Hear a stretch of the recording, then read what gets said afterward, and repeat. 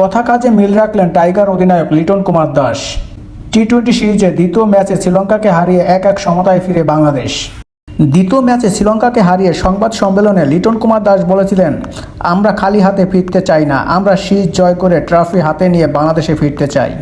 Series নির্ধারিত ম্যাচে আজ বাংলাদেশ সময় সন্ধ্যা 7:30 কলম্বিয়া স্টেডিয়ামে টসে জিতে প্রথমে ব্যাটিংয়ের সিদ্ধান্ত নেয় জয়শ্রীর দল শ্রীলঙ্কা। এদিন সুবিধা করতে পারেনি শ্রীলঙ্কার নির্ধারিত 20 ওভারে 7 উইকেট হারিয়ে করেন মাত্র 132 রান।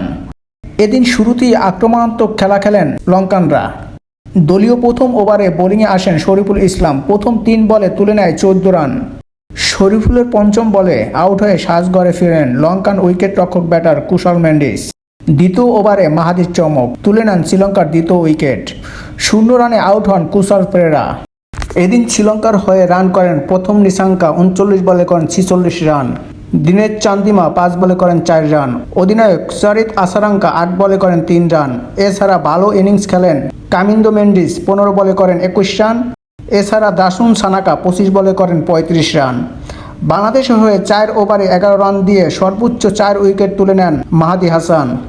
এছাড়া শরীফুল ইসলাম নেন 1টি উইকেট, মোস্তাফিজুর রহমান নেন 1টি উইকেট, শামীম পাটোয়ারি নেন 1টি করে উইকেট। 133 রানের জবাবে ব্যাট করতে নামে বাংলাদেশ, শুরুতেই ধাক্কা খায়। 0 রানে আউট হয়ে সাজঘরে ফিরেন ওপেন পারভেজ হোসেন ইমন। পারভেজ হোসেন ইমনকে আউট করে শ্রীলঙ্কা যেন আরও বিপদেই পড়ল। তানজিম হাসান তামিমের সাথে জুটি করতে আসেন অধিনায়ক লিটন কুমার দাস। দুজনেই শুরু করে জড়ো ইনিংস। দলীয় 74 রানের মাথায় আউট হন লিটন কুমার দাস। আউট হওয়ার আগে করেন 26 বলে 32 রান। এক প্রান্ত ধরে ব্যাট চালিয়ে যান তানজিম হাসান তামিম। তামিমের সাথে জুটি করতে আসেন তৌহিদ হৃদয়।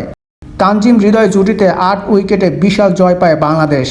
তানজিম হাসান তামিম অপরাজিত থাকেন 46 বলে 73 রান করে। অন্যদিকে 25 বলে 27 রান করে অপরাজিত থাকেন তৌহিদ হৃদয়। 3 ওভার হাতে রেখে 8 উইকেটের বিশাল জয় পায় বাংলাদেশ। এই জয়ে 2-1 ব্যবধানে সিরিজ নিশ্চিত করল বাংলাদেশ। দর্শক, এই ছিল আজকে আমার ভিডিওতে। আমার ভিডিও যদি ভালো লাগে অবশ্যই আমার ভিডিও সবাই লাইক কমেন্ট শেয়ার করে আমার সাথে থাকবেন। ধন্যবাদ সবাইকে, দেখা হবে পরবর্তী কোনো ভিডিওতে। আল্লাহ হাফিজ, সালামু আলাইকুম।